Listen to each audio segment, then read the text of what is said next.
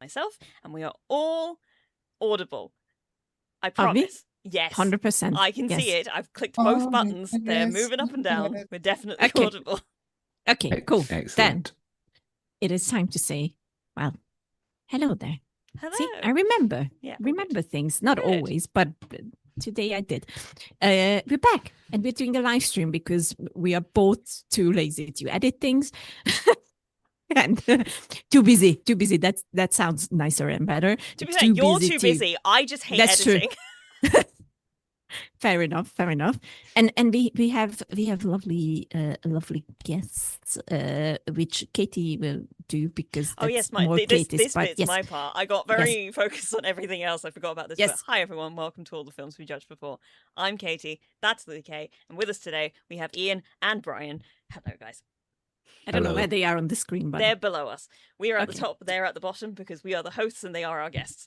Nice. And that is how I make hierarchy in this. I was going to say this is so hierarchical, but okay, all right. This is how we roll. This is how we roll. I get it. Excellent. We are all here and we are all ready to talk movies and TV shows. And before we go into our two specific ones, I want to do a quick round of what have we been watching lately. We gotta be quick about it. And be quick about it. You can say a few words of like what you liked, what you didn't like, but that's it. Yes, Brian. You ready? Yes. Shocking offer, you guys. The Odyssey and Spider-Man Brand New Day. Whoa! Wow.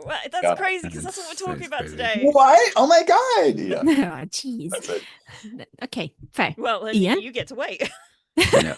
I watched Evil Dead Burn, liked it. It's Evil Dead though, I don't know, man. I watched The Sheep Detectives.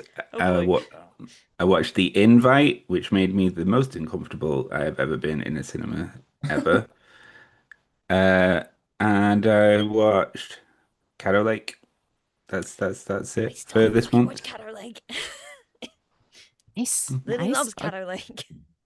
I love Caddo Lake. It's one of my favorite things from Dylan. Katie, what have you seen? I've been on a real Keanu kick in the past few days because I finished Cyberpunk and I felt unsatisfied with the amount of Keanu. He's in that game a lot, but I needed more. So I went through and I rewatched Speed because I love that movie. And any opportunity to rewatch it, I will take it. Yes. And then I watched Point Break for the first time. Nice. Constantine for the first time. I fucking love Constantine. I was like, this movie is so much better than people get making it out to be. Yeah, it's amazing. This movie rules. It's so stylish. And Peter cool. Stormare is the best Satan Lucifer that ever been on screen. I'm just going to put it out there. It's just neat as hell. And also because I got really into Constantine about 12 years ago when the show was out. So I read a bunch of the comics and I was like, oh my god, this is Dangerous Habits. Nobody told me this was Dangerous Habits. So I was very excited about that. And then I have been watching some of the John Wick movies with some friends. We've watched the first two.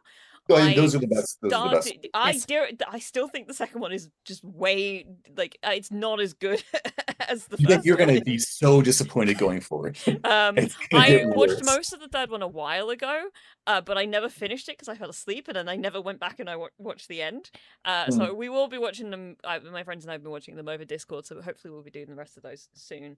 But then I finally watched My Own Private Idaho, which was the other one, which is a movie I've been trying, meaning to watch for fucking ages. That movie is sad as fuck. I was like, I shouldn't be surprised because it's a queer movie from the 90s. But good lord, I was like, this is depressing as all hell. But man, men have never been so beautiful as they were in this movie. Yep. It's just gorgeous. Huh? Is that the one with River Phoenix? Yeah.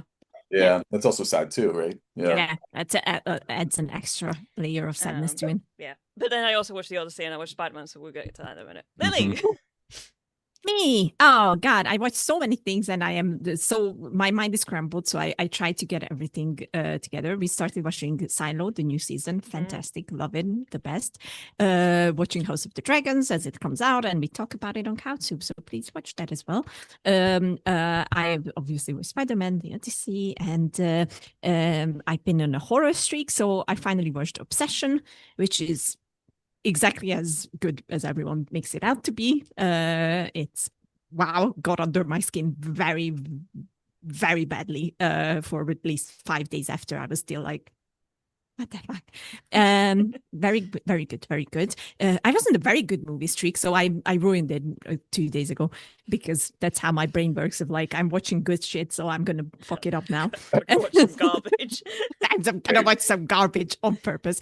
But yes, the other good thing that was my most anticipated, I went back and checked. This was my most anticipated. Is Colony, which I finally watched. It's the new movie from the director of Train to Busan, which was my favorite zombie movie ever.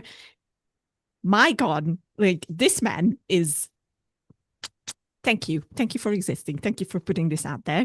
I love how they can mess around with zombie stories and make it unique and make it new and even more terrifying, which I didn't think was possible.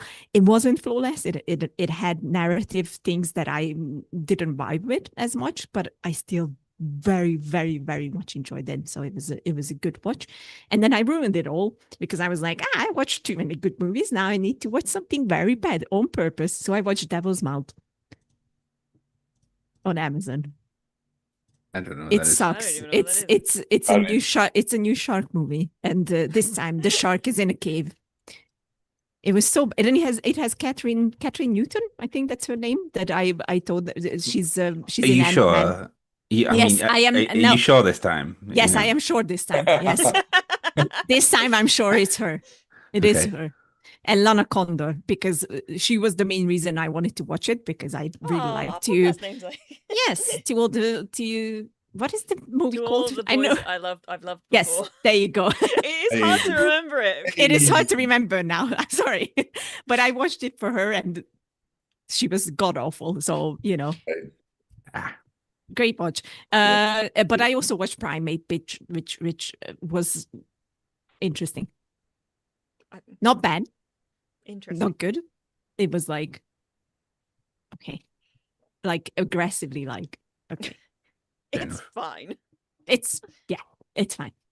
So yeah, that's it, I think. Oh, and I watched The Sheep Detectives, which is fantastic. I love it with all my heart. Actively avoided The Sheep Detectives because it's so good. Everybody's reaction to it is, what the fuck, I wasn't expecting to cry this much. And I went, because I know the movie's about grief, and we all know that's my fucking kryptonite. So I've been avoiding it because I have not been in the place where I could deal with that right now. Look, I cried so much. It's unreal. I wasn't expecting it, even though I think my spirit animal is a sheep. And the main character is called Lily. Yeah, it's true. Yeah. Wait, but that's your name. Yeah. Whoa! Wow! Oh, and Masters of the Universe. I also watched them, which was really fun. And that's it. And I'm never gonna watch it again. Yep, I agree with that. That's it. And it's I think it brings us to a full circle because we're here because of two movies that came out. I think I can predict that Spider-Man is going to be probably as big of a blockbuster as. Apparently, it's the biggest opening to a movie ever. Yeah. I'm not surprised. They're estimating it might make $800 million in the first weekend. Yeah, I'm not surprised. That's mental. Yeah. It's crazy. I'm not surprised because I went for a matinee, so I watched it very early in the afternoon on the early preview. It was fully packed, and then when we got out, there was a hugest line waiting to come in and watch it again, and I was like, "What the fuck?" The last time I saw that was our other movie we're going to talk about, which we're going to start with because that's what I've made my background. Yes, that's what you're starting with. I didn't know watch Good Will Hunting. So yeah, another movie I love. But yes, rightfully so. So first, just a quick round of no spoilers. What did we think of Christopher Nolan's we're not going to spoil what do we think? $3,000. I don't know what I'm saying, guys. I'm sorry. Hey, dollars from America. Everything's in bucks. Yes, exactly. Yeah, Dad. I've seen it twice. I really like it. I really liked it. Yeah. Wow, that was very spoiler free and very brief. Gotcha. Yeah, so you wanted, right? I too very much enjoyed it. My first screening was cursed because I saw the first screening at my local cinema in the specific screen that they put it in. It was at like 1 PM. First time they were putting it on there. The movie started without any sound. Cool. Like no As sound no- at all. As Nolan intended. Yeah, exactly. This is what's fucking funny about it, because like the movie started with no sound, and it was like, okay, I initially was like, some of these movies start really, really quiet, so maybe the sound will come in at some point, and then the moment you start seeing visuals, it's like, we should be having sound at this point. So they had to pause the movie, get the sound working, and then they didn't restart the movie. So it was like, oh cool, thanks guys. Oh, that's fucked. To be fair, it was like maybe a 2 minutes worth of film that we. Yeah, but still. You missed the whole. You missed the whole. I did miss all of the which is in the trailer. Yeah. A trick, Yeah. your face. Yeah, I did miss that, and then the whole movie was fine right up until the last like 5 minutes, when suddenly, specifically the dialogue track just went to shit. Like all the other sound was working fine, but all the dialogue was like. And I was like, this is an intentional Nolan choice.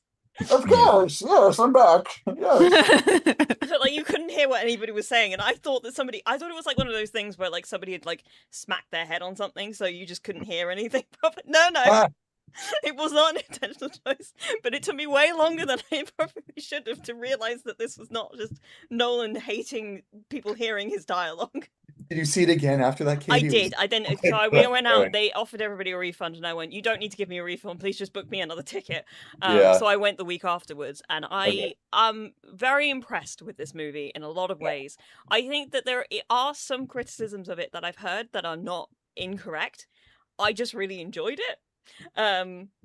In that, like in the same way that Nolan has criticism about all of his work, you know, the over exposition, the sort of underwriting of several of his female characters. These are things that exist and are very, you know, understandable criticisms of the work, but it's still a very technically proficient and brilliantly executed film, with a lot of really, really great performances. Yeah, I was just going to say, sorry to jump in. I know we're probably keeping this all spoiler free, but I will. But I found it a lot more. I mean, you have obviously Interstellar, which is not one of my favorite Nolan films, just personally. I know for a lot of people it is. But that's kind of when people talk about emotional Nolan films, that's typically the one. But I found this quite emotional, especially at the end. It got me in a couple times. And not just like that one scene, which I can't say, but then there's a long.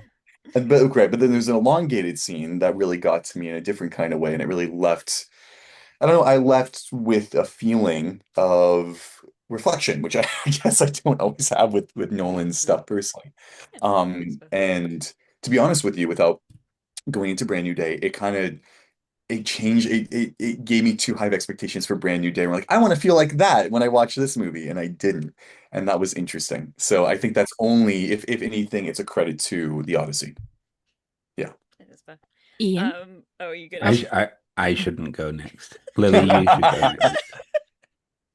Oof. You should go next, Lily. Lily, put your opinion out there. We all know why Ian's going last. Yeah. Womp womp. I'm not going to be salty. I've been to therapy. Today? No. I can go next if you want, but you know the answer that it's I'm much going more to get. narratively satisfying if Lily goes next and you go last. Okay. It was absolutely brilliant, as I expected from Nolan, which I always do expect from him. And I am very biased with him. That's also very true, and I admit it, because for me, this man is incapable of making a huge mistake and ruining a movie. So I very much enjoyed it. I found how he structured it, which is not his usual timey-wimey thing. Little bit, but it's a lot more clearer than it usually is. Easier to follow than it's so much easier to follow along, and there's no big twist of like, oh, actually this happened in the past, but we made it out to be. I don't know, Lily. I thought that part where he added Batman in was really weird. Like, right? Yeah. No that spoilers. was a bit much. No spoilers. Sorry, guys. Oopsies. But he just wanted to work with Christian again, which is understandable. Naturally. Yes. So I very much enjoyed it. I loved it, and honestly, if you can watch it in IMAX, because my God, like this movie is gorgeous to look at, among many other things. So that's the brief without the spoilers. Ian? I think you're right in terms of it's gorgeous to look at. My feelings on the Odyssey. I NSA. it comparatively, I want to say are very close to my feelings on Daredevil Born Again season 2, Okay. where 90% of the fucking Odyssey is dull as shit, and then it's got a really nice payoff at the end. I think personally, and this is a me problem, I just don't F with Nolan anymore. I'm sick of his stuff. I'm sick of the way he makes films. I'm sick of the timey stuff, which was really annoying. I'm sick of a lot of the things in here, and I also thought the costume design was awful for most of it. He goes hard on one Greek soldier, and then everything else is just plain as Taylor, it's crap. like Memnon. Yeah, yeah, yeah. Yeah, He is yeah. Agamemnon. Yeah, he is Agamemnon, but like everyone else just looks like crap in comparison to that, and that's not. It's. I didn't like this film. I was bored for most of it. It had a nice payoff at the end.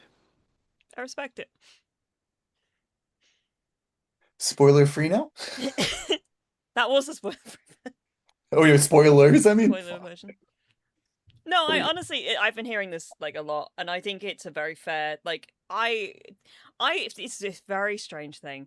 I don't care that much about Nolan, but I have become like weirdly a bit of a defender in a lot of places in my life because I keep people like I don't know.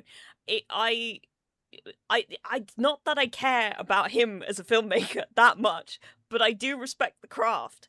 So I'm like, so I find myself in this position where I keep being like, I don't think that's true. But I respect it. So it's not for everybody. It's not for It's very everybody. well made, and it like some of the shots are very nice, like very and very impressive. It's just not for me. I just bored as crap. Do you the know fact much that about? Oh, sorry. You could. sorry, I was sorry, Kate. I was gonna say the fact that you compared it to Daredevil Born Again season 2 is really brutal. No, Like, that's it's like so specific because we had this yeah, fun conversation yeah. about it, wherein Ian was like, "I hated all of that," but then they somehow managed to make it okay at the end. I don't feel like they did. I feel like it's like they tried. It's like a magic trick. They're trying to be like, see, everything you saw before this was great, and it's like, it's Exactly how the Odyssey feels, that's Brennan. not. See, Exactly how the I Odyssey think that's feels. untrue, but that's because we have different opinions and I perspectives, and also like it when life. movies make it feel a bit So, like a magic trick and put things into context at like the the end. Prestige. I hate the Prestige. It's literally what you're talking about. I'm so It is sorry. like I don't know what it is about it, but that movie pisses me off. you just said you love when movies make you feel like a I magic do, trick, but that movie in particular, I was which is like annoyed at.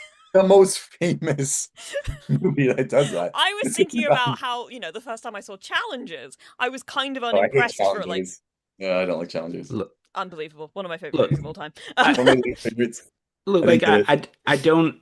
I don't look at all you guys and say, how could you like this film? I understand the appeal to Hey, it. I said I respect your opinion. Yeah, I take you're referring to Lily's like 100%. strange evils going on in the corner. Yeah, I understand how some people can like this film. Most people can like this film.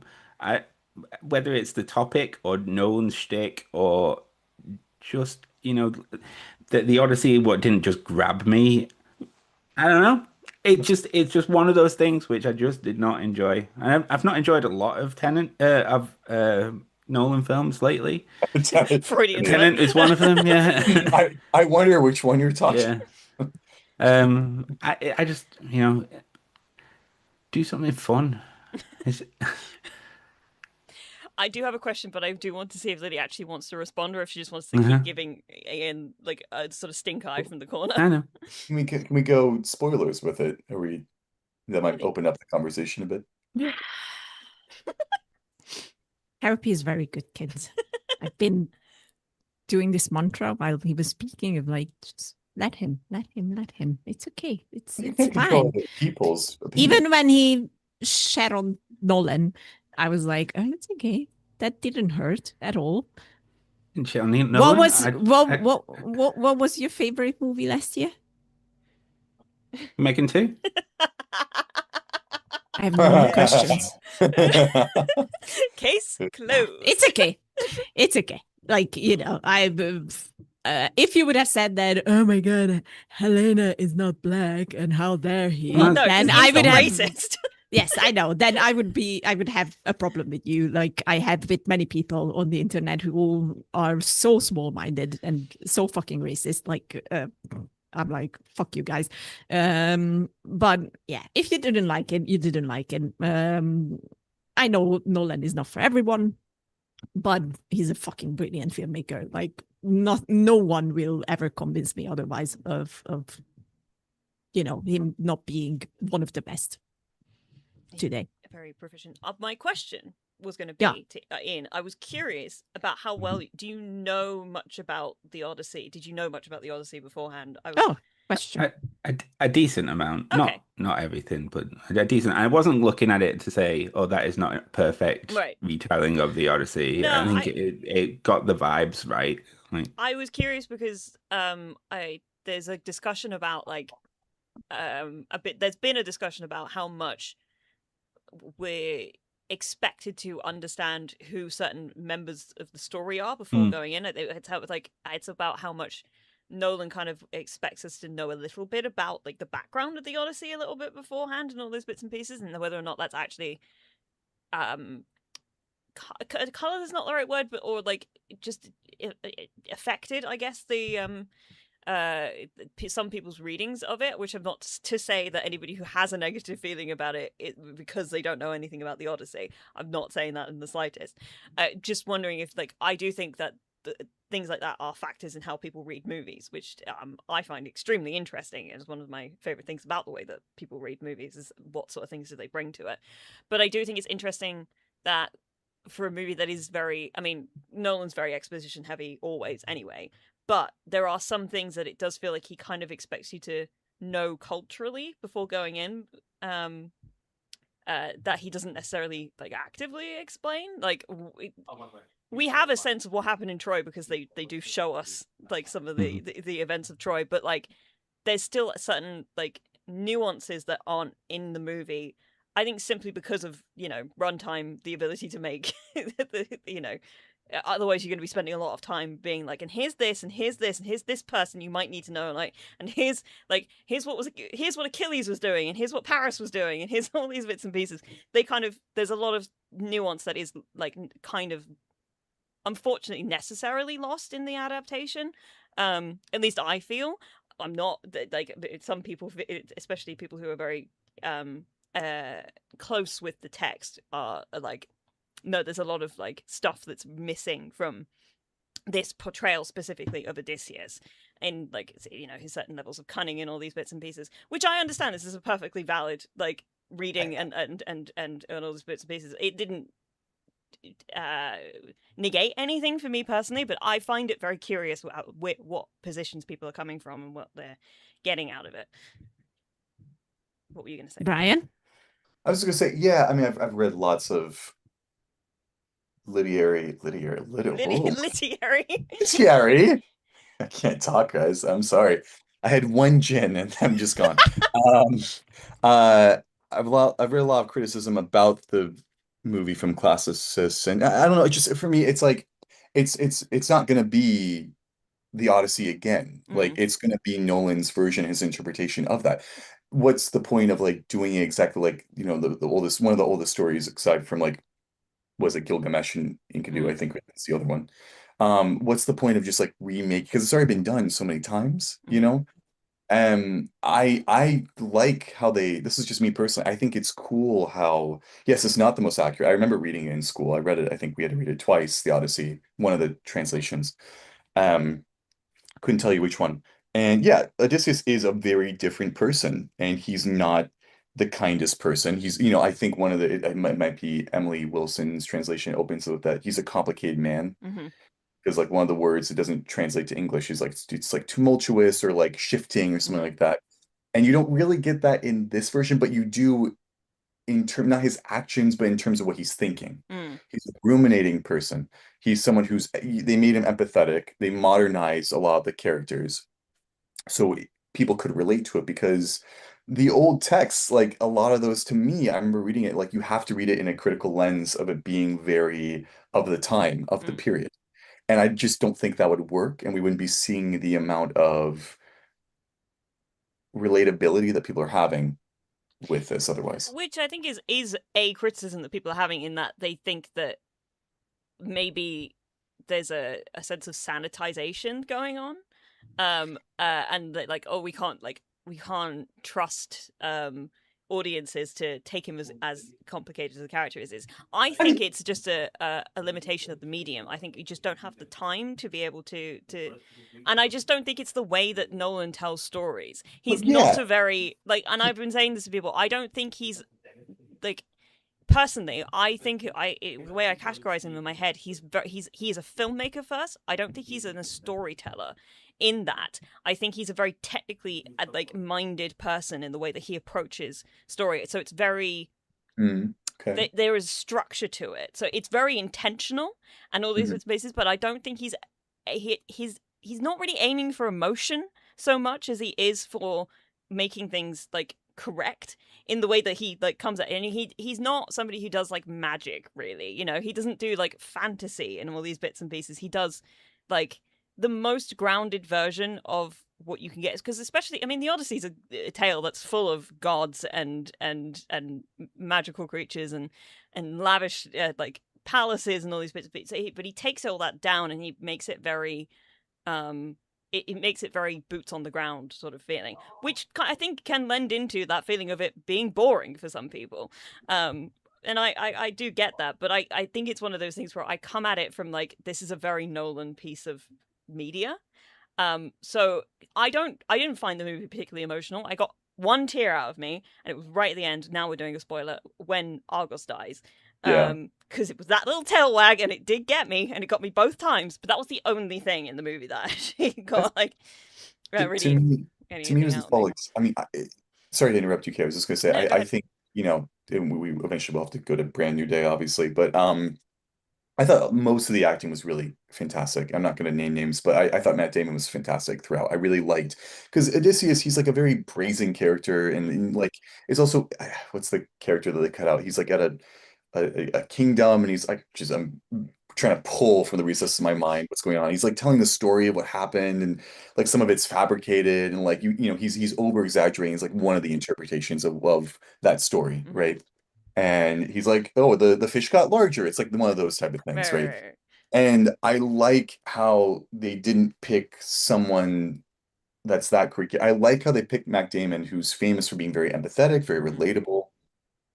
And I remember when the casting came out, it was kind of like the whole Heath Ledger fiasco again. We're like, Matt Damon, like, why not Christian Bale or this? It's like, I thought it was a great way of like, you instantly like this person. At least I thought. In a very unconventional role, and seeing him deal with the fall of Troy, the sacking of Troy, and then having the flashbacks, and then seeing what he did, and then seeing like, you know, when he's talking to Penelope at the very end, that got me, because like, oh, this is someone who's, you know, because in the original text he kills all the suitors, and he hangs all the women, the slave women who were there, because they were, you know, it was fine. Yeah. Well, this might be true, but they were also sexually assaulted, and there's all these really gross things that are awful that wouldn't work because that's just awful. You know what I mean? And I think that it's not just complicated, it's cruel. And so by going away from that, by picking someone who's a very good actor and a very good, who's again famous for being very empathetic, I think that was just the route that they went, was like they take them kind of modern. I don't know if I want to say it like that. They go the kind of Nolan route of like, oh, here's a complicated man, but who has a lot of like integrity. And I thought it worked really well. And I just thought it was cool. And that got me. So that was my take on the Odyssey. I'll stop now. No, that's fair. Lily, did you want to say anything else, or are you just taking things in? Well, many things, but one of the biggest things is that I think that Nolan does an excellent job to show Odysseus being very layered, of like, he's not simply an empathetic character, and he's not simply someone who's like, you know, he's the good guy and you should root for him. He does a lot of fucked up things throughout the story, and they show it. Like the Cyclops is completely his fault. He makes a lot of decisions that are affecting his man. He's like, you know, he's very, very proud. He thinks that he's you know, he's doing a lot of things right, and it takes him time to realize that, oh, maybe I actually fucked this up. I mean, he makes the active decision of like, oh, I'd rather forget everything and stay where it's safe, where I don't have to think about. So I think, and I think Matt Damon is yes, he was fantastic. I would say that it's his best role to date, and I would be very surprised if he wouldn't get at least nominated for a shit ton of awards, but including best body, because my god, he got jacked. Those for that arms are crazy. yeah, wow. And his 50s too. It's crazy. Yeah, that's what money and fame That does. is what money buys you. You're absolutely right. You can have your private trainer and everything, and that's how you do it. That's how you roll. Plus, you're getting paid to do that sort of thing. Exactly. That's the other thing. So I think I would say that they were actually very much there. Obviously, he still kills a bunch of people at the end. Might not do it the way it was originally written and put down. But I also like to remind everyone, and I stopped doing this on Threads because I got fed up with people who suddenly became the experts of Odyssey and who suddenly know everything about Greek mythology, that this is a tale. It has been collected from songs from the time. Homer just put together everything that he heard, and I think we don't even know if he was the one who actually wrote it down. It's just an assumption. Yeah, we don't even know. We don't even know if Homer was like a person or persons as well. Yeah. So we don't even know, but it is, the entire Odyssey is an interpretation of the stories that have been going around. So what Nolan did is actually, you know, makes perfect sense of not wanting to one-on-one make what was already written, and instead put a bit of a new perspective on it, which I think he did very, very well. Plus, I think what's great about this is that it's one of the first times I've been seeing some really interesting discourse around one of the oldest pieces of text that we have, which is, you know, a big yay for intellectualism. Like, I think if this encourages people to go and like read the Odyssey in whatever translation or like multiple translations, I think that's a win, net positive, you know. It's like what I like about it is that like people can come at it from different perspectives and be like, this is what and I'm bringing, like, Nolan brings a lot of his self to everything that he makes. My favorite thing that I've seen online is the kind of, not assumption, but like the reading that this and Oppenheimer feel like companion pieces in a lot of ways, in that they are about men who do something that breaks the world and all this, and like this is clearly some sort of an idea that Nolan's like ruminating on, and it does something for his psyche, and he's like he's considering it in some form or another, and I think that considering them both together, pardon me, is a very interesting exercise personally, because I can see where people are absolutely pulling that parallel, and especially in the way that he's drawn Odysseus' story in this version of this story. Yeah, I completely agree. I remember when I was watching in theaters for the first time, I was like, oh, this is Greek Oppenheimer. And I liked Oppenheimer. It was my favorite, but this got to me in a different kind of way. The whole idea of opening Pandora's box, breaching trust with one another, I think is a very visceral idea. And I really loved that concept, and how, you know, of Zeus's law being broken, that's the origins of a lot of the pain and suffering that has since gone on, you know, in this mythical way. I really, that meant a lot to me for whatever reason. So, nice. How would we rate it? Let's go a quick round of rating. Out of what number, darling? 1 and 10. Out of 1. Out of 1. Out of 1. I give it 1 then. Do you guys want to go first? I'm just looking at what I gave it on my letterbox. So which I gave it a 4.5 on my letterbox. So let's call that like 8.5. I think that Yeah. that's Okay. I would say an 8.5 or a 9, probably. Okay. Ian? Well, my personal feelings is obviously a 4 because like I was bored. Like I technically obviously better. Fair. Okay. I give it a 9. I think, yeah. Simply because Memento is still around and it's still the My best. favorite. At, at least it gave us the Robert Pattinson pointing at stuff and shouting the object that's just fallen. Or the famous now, somebody get these beggars out of here. The famous meme that's Just going around. managing to make plate liquor sound like a slur is really very impressive. Yeah. Yeah. Also, just shout out to the whole like Cersei turning the soldiers into pigs, because that like both times there's a moment like obviously there's all the pulling. There's a moment where she shoves her hand down to her throat. Both times I was like, oh. And none of it's CGI. It's all animatronic. Yeah, it's just it's very cool filmmaking, like generally speaking, and I just thought it was neat. I also I'm really like I was amazed to see that I know that they obviously did a lot of work on it in post, but the fact that Polyphemus like Cyclops was It's a puppet. It's a puppet. It's a Yes. fucking puppet.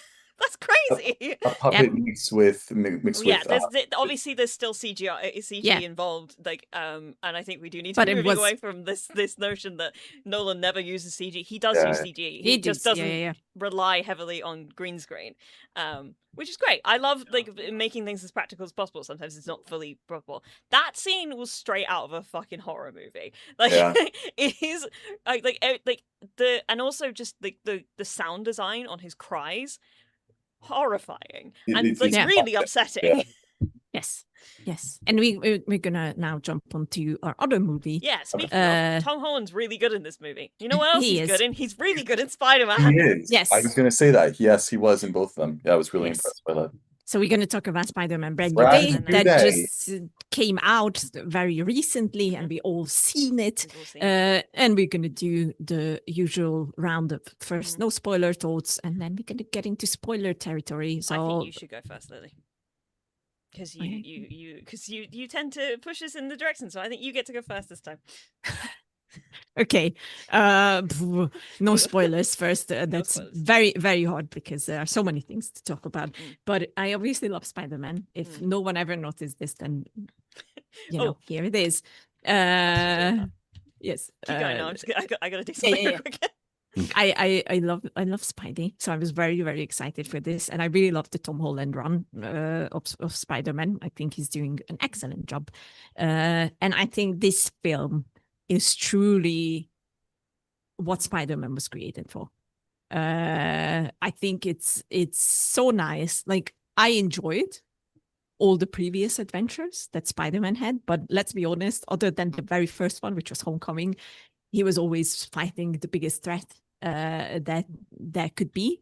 And now we got back a really friendly neighborhood Spider-Man, how he was written originally and why many people resonated with him.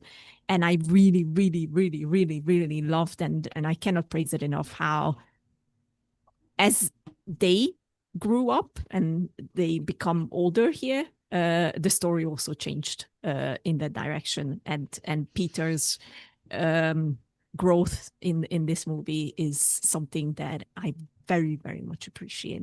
And Tom Holland is fantastic. Honestly, that's the spoiler free. Yeah, Ian. I thought it was incredible. I really enjoyed it. I'm still sitting with it. I only watched it last night. I'm guessing everyone's pretty much the same. Yeah, I saw it 2 days ago. Yeah, I'm trying to work out if it's my favorite live action Spider-Man movie in general. I think it's definitely my favorite Tom Holland Spider-Man movie. But yeah, there's something about this film, man, that it's just something has been missing from this Tom Holland run, where he's been a little bit high tech, and this low tech version of him, where he can sit in his feelings a little bit more, just feels right. So yeah, incredible. Yeah, Katie. Yeah, I mean, it's great. I have a sort of it's a great movie, and it's a great Spider-Man movie specifically. I love Spider-Man, along with everybody else here. I did come out of it going, man, I maybe need to have to pull out my Spider-Man games and play them again. But I don't think it's a movie without flaws. I think it's too long for one thing. It's a really long movie, and I also had a bit of trouble like staying connected to it at near the end. Like I've seen a couple of people saying that the third act has a bit of a it's a bit of a the false ending kind of. Well, yeah, it's just sort of like it goes really hard, and then I think again it's a pacing thing. So I like what the third act does. I just think it takes too long to get there. So that by the time I was like, oh, I need to pee really bad. So it's kind of difficult for me to be invested in this like moment. Even though there's really a lot of like great emotional stuff in there that I enjoyed immensely. I also laughed out loud at several things, like loudly, to the point where I feel like they were but like I was the only one. Like there were a couple of really stupid jokes that I laughed very hard at, and I was like, nobody else is laughing as hard as me at some of these bits, but they are funny. So these people need to get on my level. No, I just yeah, I found the movie was a little bit long. Really? I felt like it was too short. I could have watched it for another hour. 2.5 hours. The Odyssey is 3 hours. I think the Odyssey's paced better. I disagree. I disagree with that, but like, no, I sort of get. It feels like it could have ended at 30 minutes earlier because of a massive fight in the middle. But I don't know. It's one of those like I feel like it could have gotten to certain places a bit quicker, and then so that the end felt like I don't know. I felt maybe slightly emotionally cheated, but that's a me problem more than anything else. I think I came in with an expectation of like grand reunion, let's put it that way, and didn't really get that. And it's not the movie's fault. That was a me problem more than anything else. I was like, oh, this isn't the satisfying thing I wanted to get out of it. Really, they kind of got to the thing I'd hoped for in the movie right at the end of the movie, and I was like, okay, so we don't get okay, fine, that's fine, it's fine, we'll just get another one, it's okay. It's a great movie, and I really, really like it, and it is a great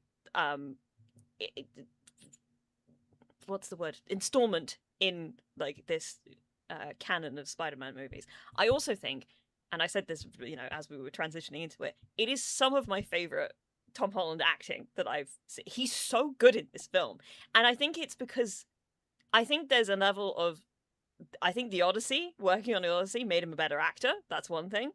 Because, I mean, he's talked a lot about, like, how much the Odyssey has helped in the creation of this movie. And how doing that movie was, like, made him come along and go, all right, we're going to change some stuff. And actually, there's an approach to this that I'd really like to get down, such as, actually having the script finished before we start filming the movie. Which is just, it feels like a crazy thing to say. But even just like in his accent felt the most like settled and natural that I've ever heard him do. Which is not to say his accent was ever bad, but like it felt like it was like it didn't feel like he was putting on an accent so much.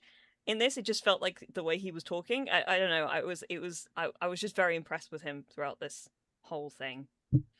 Brian, you go now because I've spoken too much. Yeah, like I think I kind of alluded to this when we were talking about the Odyssey. I think my expectations were so high for this movie. I had very low expectations going to the Odyssey, and I was kind of blown away. And I think it was the inverse with this. I was super hyped with this. I've been waiting for this. I grew up with the 90s anime TV show. I've watched every iteration of Spider-Man I can never watch. Toby, Andrew, these. And I was really excited for kind of a return to form. And I felt like it was and also wasn't at the same time. And I think that's what I'm struggling with. And I think I need to see it again to kind of I can go with that. I'm feeling yeah, okay, yeah. I just to kind of like really to know for sure, to be certain about it. But there were elements I loved. I'm like, oh, those are elements of Spider-Man 2, and those are elements of like TASM 1 and blah blah blah. And I love that. And then there are moments like there's like the Marvel humor and there's this, and like we can't ever like have him just be on his own, and that got to me a little bit. And that's not I don't blame Marvel for that. That's because partly, or not, sorry, I do blame Marvel kind of. I don't blame Daniel Cretton or Tom Holland. That's partly Marvel and Sony's deal. Spider-Man can't be without multiple Marvel characters. Yeah, but that's, Spider-Man is one of the Marvel original heroes who spend most of the time with someone else's company. Yeah, but also no, because like we look at like the great. Yes, I agree, that's true. But also he had many, many arcs where he was just on his own, and I think the fact that And you got that with Toby. yeah, but I would like it with I this want it too. here. Yeah, I'd like to see him be more on his own. I like what they did with because it's not a spoiler that they're both in it. With Ned and MJ a lot. They didn't go for the cheap outs, I thought. For the most part. I'm trying to be as spoiler free as possible. And I like how they let Tom be a little bit darker in this film. But yeah, there was just a little bit of the MCU-ness coming through, and I'm like, I don't want that anymore. I'm just tired of it. I just want my Spider-Man movie to be Spider-Man, and I think that's just where I'm at. So Yeah. I don't entirely disagree. Can we define MCU-ness? Yeah. Because I can give it to you right now. Spider-Man Immediately. generally is that character. He is a cornball, goofball, wisecracking. Yep. All of the issues were actually not from Spider-Man. It's the characters adjacent around him. But I can't go into detail without being. I think we've done our Yeah, spoilery okay. free bit. I think now is a good time if you haven't seen Spider-Man. Just be I- we're going to talking about spoilers. So I love Florence Pugh as an actor. I don't understand her role in the movie at all. I thought it was just that whole bathhouse scene was a waste of time. I think her serving as a Black Widow of like helping out and giving info, that was cool. But I just thought that whole bit was like, oh, here's the Joss Whedon type of like humor. Gotta be funny, gotta be silly. I hated it. I'm sick of that Joss Whedon fucking Yeah. thing. He did one Avengers film, And Yeah, that's but it. everyone's trying to to the mimic end of it. that type of Yeah, stuff. but I'm sorry. No, He did- but Iron it's Man was really- doing that before, and it wasn't Whedon. Captain America was doing that before. It wasn't Whedon. It wasn't Whedon. There was a Exactly. certain type of kind of back and forth banter. I don't know, man. We haven't seen Whedon in like 10 years. I know, but We've got to stop blaming Whedon he for everything. did set a tone that Yeah. has been like used as a blueprint throughout a lot of the MCU since. Yeah. It's too Ah. PC for me. I like that. think they were very specifically distancing themselves from the Whedon type of it's- filmmaking, humor. Let's not forget that James Gunn had a big imprint on Marvel. Taika Waititi was there, and calling it Whedon, for me, Whedon is equal to using women as just props and sexualizing them and all that, for example. And I haven't seen that here. And the humor is nowhere near Whedon-y, I would say. There's a couple of little bits and pieces because that tweaked my ear where I was like, ooh, that's not the best. Not in a way that like overly bugged me, but there was a couple of bits where it was a bit like I couldn't give you any specifics just off the top because I saw it yesterday. Mhm. It's not like I've not seen it a lot to be able to like pull it out like really specifically, but there were just a couple of moments of like maybe it's just like there were a couple of bits of dialogue that I didn't think were particularly well written. Maybe we know like we put that the Whedon of it all aside, but like there were a couple of moments where I was like, that's not the best. Or like that's a little bit on the nose in a way that like is not great writing, like but it wasn't tons. It was just one of those like, oh, I think in a different pass of this edit or this script or what have you, those things might have been tidied up a little bit more. Yeah. And to me, it kind of it brought the value down in like a very what I wanted it to be, which is a very grounded, more mature movie, which it was mostly until there were points where it wasn't. I'm like, oh, we're like back in like the Homecoming trilogy again for a second, and now we're back. That's what it felt like to me personally. It was just a little like tonal whiplash occasionally, like yeah, but you cannot completely make those elements disappear. Like the Well, three that was movies built on that and yeah, and no, I built on, understand that, but also this was marketed partly as kind of like a soft reboot, and it was gonna be a lot more grounded and mature. That was all the and it interview. is. I don't know Yes, if and it also was marketed like that at It all. I was. don't, and It, I, I'm sorry, but The it really the trailer was a no, little but the bit. way that Tom Holland is marketing it currently yeah, on the press tour, that is yeah. exactly how he's selling this I've listened to a movie. lot of podcasts with them. Yeah. I don't know. All the interviews that I've seen with them are like, let's make this as fun as possible. So I disagree with that. I think Fine. for There's no personal feelings. I'm just telling you how I felt about it. yeah, Yeah, I know. That's which is fine, but I'm just saying that completely disagree with that. Like I think they balanced it so well, of like having Peter having to deal with this, of like everyone who he's ever loved and ever known forgetting about him and completely isolating himself because he thinks that this is the way, this is how I'm going to protect them, because God forbid that the same thing that happened to Aunt May will happen to my friends or the girl that I love and everything. It made perfect sense. I love that they put the detective as someone who I was can so happy to see her. But I mean, I love that's Lisa, yeah who's in The Bear and is fantastic in The Bear, and actually is a really nice character yeah in this, and adds a yes lot of warmth. definitely. And I felt like they didn't want to replace Aunt May with it, but she still was such a good step in of like, yeah. hey kid, here's the stranger who doesn't even know who you are, and I care about you, and I hope you're well. Like all of those scenes were like beautifully done and grounded. And I really loved how the spider mutation and the DNA was coming from the trauma of like, I Mhm. don't have anyone. And I think the most important message of the movie is, and it really hit home, so I might cry, but I will try and not cry, is that people love you for you, for who you are. And I think many people need that reminder nowadays of like, you don't have to be this bigger than life person, or you don't have to do these extra things, because those who love you, they love you for you. And I think that was beautiful, and I think they connected that perfectly to Sadie, to Jean Grey, as well, and their storylines really came together beautifully at the end. All of what you said were my favorite parts. I just wish there were just some parts that were taken out.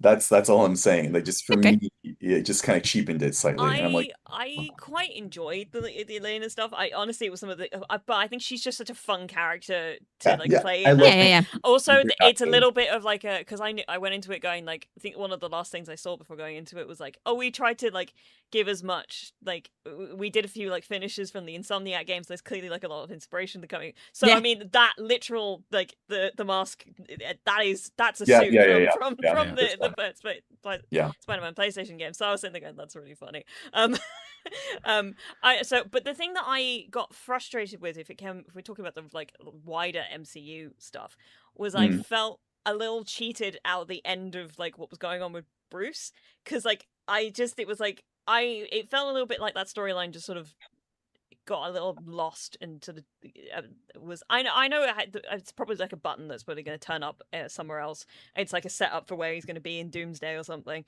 I think I just said Doomsday as opposed to Doomsday. Yeah. But I was just, because it had like such an interesting moment right at the end of it where it seems like it seems like he recognized him, which I understand is probably the thing that's setting up the end of the movie when he goes and sees, and like gives you that hope at the end of the movie that Ned might recognize him. But then I just felt like there were things that, I don't know, the way that I would do things, which is obviously not the way that everybody else is going to do things. That's a thread I would have chased, because I'm like, that's the interesting thing. Oh, I'm so sorry. Bless you. That feels like the logical thread to follow to me personally. I can see why, which is why I'm with you, Brian, in that I feel like I need to see it again, because it's that thing of like, I'm watching the movie the way I expecting it to see it, and now I want to see it. Now I know what it's doing. I want to see it for what it is, as opposed to what I think it should be. Exactly. So we'll see if I can get around to watching it again. I'm going to be a bit busy in the next week or so, but yeah, I don't know. It was just like a couple of things where I was like, oh, I wanted more of that. That's the thing I wanted from this movie, especially when it comes like I liked the stuff they did with like him reconnecting with NJ, and I do quite like the fact that he didn't. She read the letter and didn't recognize him afterwards. I just felt a little bit cheated about getting like the last like nail at the end of it of like, are we gonna try again? Or like there was like no last scene with those two in the movie. She's holding the Black Dahlia. Yeah, but like there's no not the two of them. It would have been too early. I think that it was a very conscious decision of like, you know, we can give it to you, sure. And I think that is partially why the scene where MJ is controlled by Jean is existing of like, okay, this is the fairy tale version of what people would have wanted, I think. And then here's the reality, because a letter and the heartfelt thing, yeah. And I think if they would have put something in at the end, I was actually quite glad of like, I don't love you, I don't know who you are, I don't remember you, you know, like. Disagree with it's like I like that scene exists. I just feel like personally I feel unsatisfied that there wasn't then like a third step. It was like a 1 step, 2 step, and then we didn't get the third like bit. Right at the end. But I do recognize that is a conscious choice. It just felt personally unsatisfying. And I don't necessarily think that's a bad thing, just the way I felt about it. Yeah. Ian? My takeaway wasn't necessarily what you took away from it, Lily. My takeaway was it was Peter realizing that he couldn't go back to what it was before. And accepting who he is now. Yeah, you can try and form new relationships with the people that he had, but it's never going to be the same as before. And him accepting that he probably needs help in this world as well, which is that little teaser for probably a Defenders reunion or something like that, because Frank and probably Daredevil in this thing. Can I just say about Frank? Yeah, no, I actually wanted to literally the moment you said it, I was like, yeah, he's so much better written here than in the thing that he wrote. Yes. This is possibly my favorite version of current Frank. Yes. And Same. Yes. I do not understand, and I can't, and this is one of the drawbacks of this film, is that I can't tally who Frank is in One Last Kill versus who Frank is in this. How many years have there been since this? I don't think there's been that much time. It's supposed to be like a couple months after One Last Kill is what John Because he's like, he's almost sane. Yeah. In this. Yeah. But it's a really cute relationship that he's got with Spider-Man, and it feels like they've known each other for such a long time, not just the 2 months after One Last Kill. I love Frank in this. I think he's fantastic in this movie, and I think it also speaks to the fact that I don't think John Bernthal is the person who should be writing Frank Castle. As much as he seems to like, I understand that he's got a real connection to the character, and I get it. But the level of like slight camp that comes with Frank being in this movie is what makes it great. Fantastic. It's like, I mean, the little bits where he's like playing possessed, so funny. Like he's so good in them. And I'm like, oh my God, this is like, I'm not saying that like, obviously Frank has all of this darkness in him. We all know about it. We've seen both seasons of The Punisher. But I just was like, this is a well-balanced version of this character. And the most well-balanced version of this character that I've seen thus far. It was him at the end. Like he was the thing that got me right at the end, because I like that whole scene in the hospital. I was like, oh, this is because I was having trouble again. I needed to pee really badly. And it makes it very difficult to getting emotional about that movie, because it's like I'm sad, but also have to pee. My bladder. My bladder is in pain. But like that bit I got really like misty about, and the genuine regret and how moved he was by this moment of like pure sacrifice. I was like, this is beautiful. This is what One Last Kill should have been. May I please go ahead. Add a counter argument that I think I don't fully even agree with this, but I think it'll make sense in a second. Okay. But this is going to be completely antithetical to everything you guys are saying. I didn't like that because of how inconsistently written Frank has been throughout. And he's always been this hard ass, very intense, very traumatized, very just I will kill anyone who looks looks like they're doing something wrong. Mm. And then to him be like, well, you're the bravest person I know to sacrifice. It's like, but what about Daredevil? What about all these people? He's never really respected Matt in that way, though. That's true. But I guess to me, it's like it's because like you were saying, Ian, it's like it's like the most like almost sane version of him, but that came out of nowhere. And I think that's the problem for me with like the MCU being so what it is now is like there's no consistency sometimes. And to me, that took me out of it. If I had just gone in not seeing One Last Kill or seeing You shouldn't have. I haven't seen it, so I can't even talk don't on this. bother. It's not good. That shot of him falling on the bloody Venus will haunt me. But if I hadn't seen that, maybe this would be a little bit easier to stomach. But the fact that that was like set up, be like, oh, you're gonna see Frank right before. This is like the big like lead up before he's in Brand New Day. It's like, what are we doing? Because like that doesn't make any. It's like a different parallel multiverse of this character. And I think those type of things are what really bother me. It's like, okay, if you're gonna do that, either don't do what you did or keep it consistent. Because like I wanted to feel emotional in that part. I wanted, but it was like this guy would have like killed Sadie Sink in a minute. He wouldn't have cared if she was keeping him alive. The moment like she's like, oh, she's a good one. It's like, no, but she made a guy like walk in front of traffic and kill himself. It's like, what are you talking? This is not the Frank Castle that we're used to seeing. And I think that's the problem for me is like when you introduce all these components, you risk this instability with character. That's I recognize that. Let me help looking at it at a different light, because people very often can pick up different personalities or personality traits. Did you see One Last Kill, Lily? She just said she hasn't. Okay, well, I haven't.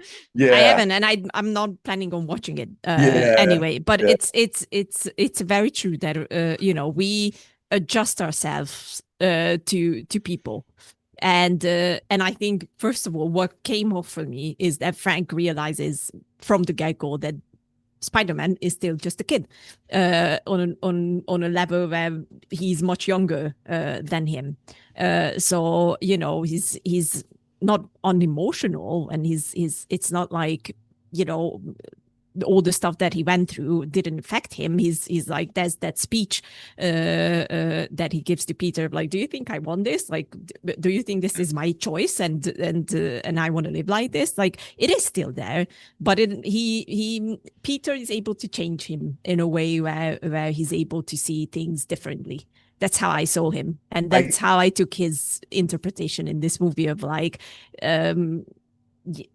Peter is completely different from Matt. Peter is completely different from anyone who Frank ever makes contact with. That's very fair, and I agree with what you're saying, and I hope that stays. Yeah. Because my fear is the way that he's been so inconsistently written, they're going to go back to super traumatized. We don't see the future, but I would say that hopefully, it's not going to be that. I would get to off your point about like what you get from different people. I think Frank is such an interesting point in that the people that he does interact with are, generally speaking, including Matt, very violent people. I mean, he was in the military. These are people who work on bravery as being kind of a violent thing. And like, it's not like Peter doesn't beat people up, but Peter's also is a person who's extremely pure of heart. And innocent, I guess, in a way. He's not somebody. He's like a guy who's seen combat, but from a very naive perspective. So I think that it affects Frank in a different way because it's somebody who's willing to do the sacrifice thing without having been in like the trenches, essentially. In that thing of like, this is a kid, and this is just a kid who decided he's going to step up and try and be as good a person as he can be and like help people, which I think does work very well in the sort of thematic like texturing of the movie, in that it's very much about like, letting people in, and it's also about like moving forward, but it's also about recognizing that's like, even when you don't feel like you have people in your corner, you still do. Like the whole scene right at the end when he like leaves the hospital, Again, so fucking funny. Like, That's That's fun. Yeah. I laughed so hard. But like, just the fact that he gets to like stand there quite anonymously and take it all in, especially after the events of Far From Home and No Way Home, wherein he was public enemy #1 for a very long time because of the smear campaign. And it's the fact that he went off and he did good work, and people are recognizing that good work, and it just is a moment of being like, oh, I did something, like, and like I can just appreciate the fact that people are appreciating that I have put good into the world, and I think that is exemplified in that whole bit. It's kind of like this Spider-Man's version of like the train sequence, essentially. Yeah. Toby's movie where like they all pick him up and he's like no older than my son, and like we won't tell anyone. It's like that type of sequence. Yeah, it's that sort of like because that is one of the fundamental like things about Spider-Man is that like people love him, the city is behind him, and it's because he gives so much of himself to it. It is very much that reciprocal, the energy that you give back, it should come back to you, and that is that moment of like that energy coming back to him, and he's like, it's a movie about loneliness, and it's a moment of him finally being able to like take the blinders off and be like, oh, there have been people around me this whole time, and I could have reached out to them at any point, but I did this to myself, which is the thing about loneliness. It does trick you in making you feel like you have to show, like, it is a cyclical, like, I can't rely on anybody. Oh, nobody's reaching out. Oh, I can't rely on anybody. Nobody. It just kind of it insists upon itself, you know. So I love the thematics of this movie. I really do. I just think it's a little unfocused, but I'll see if I feel any different if and when I go and see it again. Yeah, some cool stuff in it. Great fights, very visually fun. Yeah, definitely. I mean, the fact that I could tell, especially at the beginning, when they had the montage of like how many things they took from Insomniac Spider-Man, and they did talk about this, and I find that brilliant. Like, I was so appreciative because I always thought that maybe that's the only thing that I kind of missed from the movies, of like being more creative with how Spider-Man could be fighting. And I think that was a very good call of them to say, hey, this is excellent, we should try and make something like this. And they did. The visuals of the entire movie and the fight scenes especially is like mind blown. Fantastic. The bit in the fight right at the end before he makes his way into, when he has his like, I'm coming into my power and I'm accepting myself for who I am moment. When he does the spin and he does all the webs, it's not called web everything, but in my head it's called web everything. There is a finisher move in something. It's the web lotus move. In my head I'm like, web everything. Web so good. That's so funny. I feel like I took that from, it might have been an outside Xbox video. I honestly could not remember, but it's called web everything to me.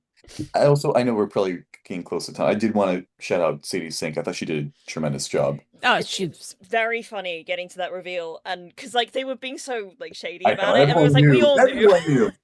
Everyone knew.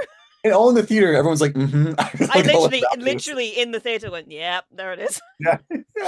So wasn't like, it was like, yeah, no, there's, I mean, who else could have been, honestly? Who else could it have been, really? I was choosing to keep my mind open. Oh, yes, no, Yeah. But it was very much a thing of like, yeah, there it is. I wish I could remember any of the jokes that made me laugh really loud when I saw it. I've only watched the first trailer, which is a rule that I am not willing to watch anything more from anything, and I'm so glad I did, because apparently the last one kind of gives away a few things, so I was like, yeah, this is still a good choice. I'm not watching, like, give me one, I'm done, like, that's it. Now I was forced to watch the last trailer for I can never say it, Dune, thank you, because they played it before the movie, and I was like, God damn it. I didn't want to see this. It's so funny because I mean, we've said about it before. I could not give less of a shit about Dune as a franchise. It just does nothing for me. I've seen both of them now. I saw the second one in the cinema. But it just, I get nothing out of it. And it's mostly because I don't care about Timothée Chalamet. Hey. Yeah. Just couldn't give less of a fuck. But I will say that trailer that they've done for Dune is fucking fantastic. It It goes is hard. very good. It's that rhythmic chanting that really I'm like that. But that that's the kind of first is one. sick. Is it? That's Okay, that's the only one I've seen. I think I've That's seen the the very other one. first trailer, and it's very good. Like, Yeah. but they put the new one in front of Spider-Man now, and I was like, God damn it. I didn't want to watch this, but oh well, okay, here it is. And I feel like, because I read the book, so I feel like they gave away too much. And yeah, I'm still glad I followed this rule to this day. I'm like, one trailer, done. I don't care. Don't show me anything else. Like Doomsday, they came out with the trailer. Now I watched it. I'm not gonna watch any more that they put out. I'm gonna be like, I was reading at Comic-Con, people who saw, because they showed a lot of footage, that there's a yeah, bunch that they didn't show, that they had a second trailer that was like way more impactful, and people are wondering if they're just trying to hide a bunch of stuff with this one. But I think it's actually causing an issue because everyone's like, oh, I'm bored. And it's like, ugh, it's like maybe split the difference somehow. But yeah. Yeah. I still don't understand why they had to reveal that Chris Evans is also back. Like that was I'm basically. sorry, I'm still thinking about Dune. It was leaked. There was a bunch of leaks with I all. know, but like even in those short trailers, like I wouldn't have showed him Yeah, coming fair. back. Well, there's Like, never mind. I'm not going to say there's a leak. That's probably true. I'm not going to say what it is. I got spoiled. I'm There like, was a "Ah." lot of leaks. I think like the whole Yeah. plot leaked somewhere, doesn't it? Yeah, Yeah, yeah, and- yeah, and yeah. a I bunch have of not seen photos. any of it. I've I've just seen seen a lot all- of Me people neither. being like, "Oh my god, those leaks are true," but I I've was- not seen any leaks. I was sent all of it by my friend. I'm like, damn it. I was like, I didn't want this. yeah, well, yeah, Send it back exactly. to the kitchen. We'll see. We'll see how it's No, gonna I'm sorry. turn I out. was still thinking about Dune because I was like thinking about. I thought I was thinking about Rebecca Ferguson again because I haven't stopped thinking about her since that video went out. I'm like, what? Okay, but she Yeah. literally was like, I am in the movie for one scene and it's in the trailer." And I was like, "Oh, That's- cool, great."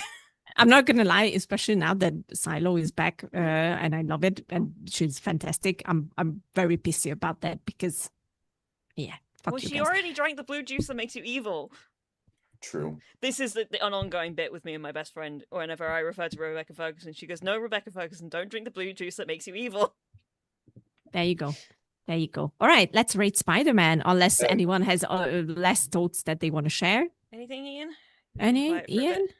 Yeah, no, not really. Like, we've gone through it. Like, if I was gonna have one more criticism, which I don't want to have a criticism because I love this film, right? Is that the setup to the end was very much. We've already done this in Thunderbolts. We've got to save a good character, and they've got the whole city in some sort of danger. It is very And- similar.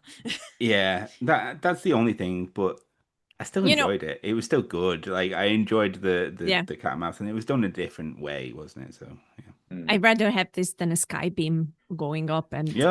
Oh yeah, you know. I actually very much agree. I would rather have this than a big like city destroying fight where 100%. Yeah. people get really big and start throwing lasers at each other. yeah. Yep.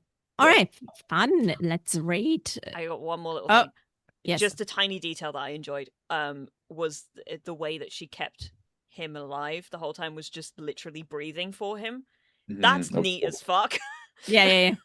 And like really intimate and in a cool way. Yep. I just liked it as a detail. I was like, "Oh shit, that's cool." That was Yeah. cool. I agree. Very cool. Okay. All right, Great. Katie, you go first. Oh god, fuck. What did I give it? I gave it 4 stars on my letterbox. So I will call it right now 7.5. Hmm. Though like star may go up after seeing it again. Okay, Brian. Yeah, probably 7.5. I think in retrospect, I'll just keep this really short. I was hoping, and someone said we were going to move on from, for at least a movie, the MJ Ned characters. I was hoping with Brand New Day there was going to be kind of like bring in some of the like Felicia Hardy and Black Cat and stuff like that.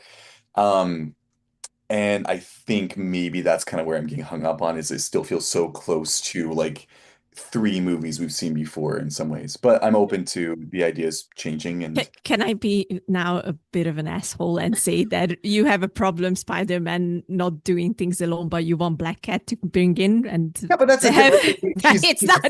They're still teaming up. No, but she is not part of the larger MCU. To me, she is so tied to Spider-Man. She never shows up in like really any other comics unless like Spider-Man's involved. But she's still working with Spider-Man.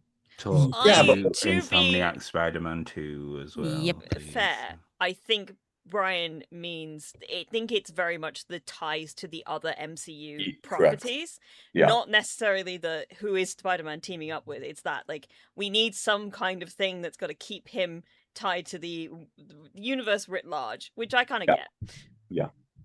So that's. But I'm open to things changing. But that's where I'm at right now, probably. Ian? Oh, it's a 9 for me. I loved it. Agreed. 9 for me as well. Respect.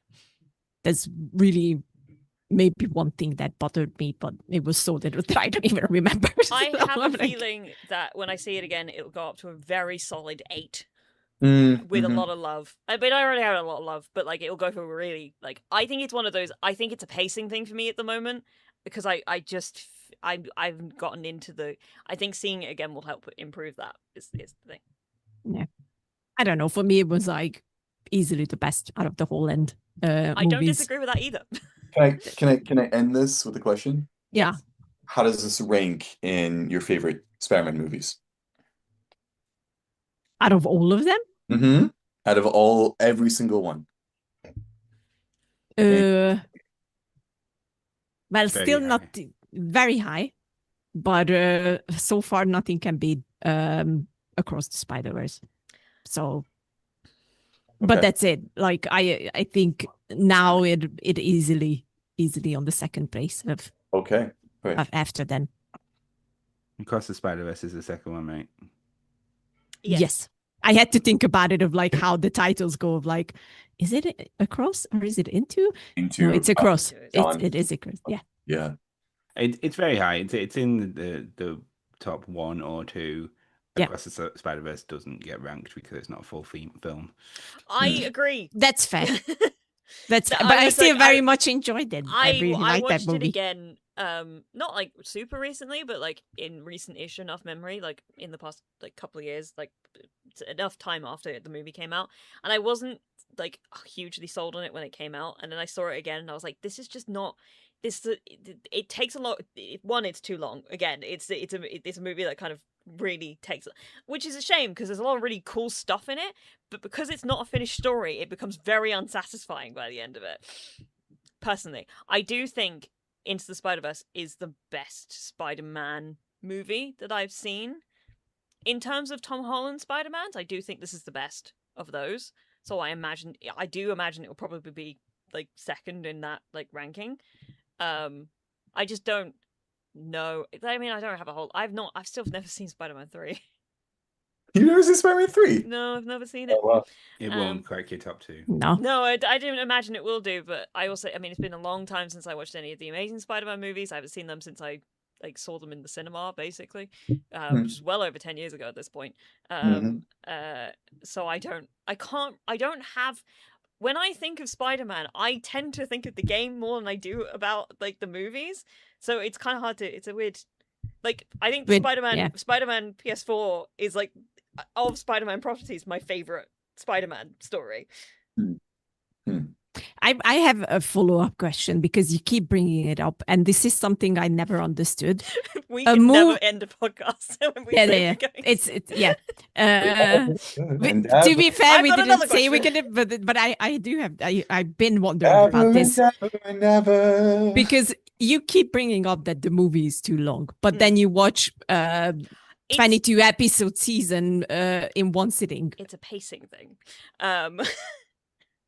It is about it's because I think I like long movies. I really do. I mean, I like the Odyssey. I think the Odyssey is perfectly paced, perfectly. Like, and that movie is nearly 3 hours long. I have no issue with that movie and the way it's put together. But I think there's moments. It's a rhythmic thing. I can't tell you, like, what it is exactly. That is like it's just an internal like clock thing. of like feeling the rhythm of a movie, and there are times where I feel like things drag, or I'm like, why are we taking so long on this scene in particular? It's that kind of like, it's a I think it's just a metronomic thing. I know you said barometer. That's not the right term. Like I think it's metronomic. It's just a feeling. Personally, I'm going off of a very like intense, like rhythmic Real reading. kind of. Yeah. To me, I don't know about you, Katie, and just to kind of, I know we don't want to belabor this more, but it kind of had the same.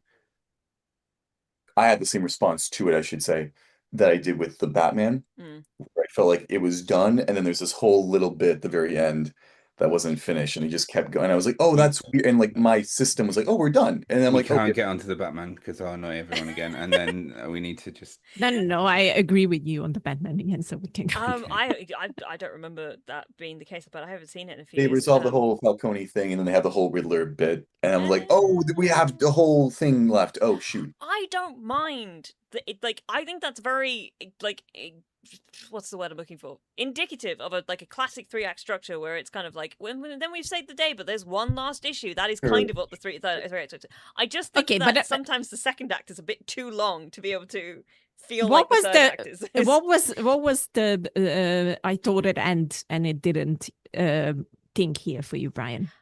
I felt like we were getting near the end after, like there should have been some sort of resolution. Like it's weird. It's like what Katie's saying. It's not like it wasn't satisfying to me, but like my internal clock was like, oh, they have taken Sadie Sink and they put Bruce Banner in the ambulance. That wouldn't have made sense, but that's where it felt like it should have, like around there should have ended. It's really hard to explain. I do kind of get what you mean. I don't think story-wise it made sense to end there.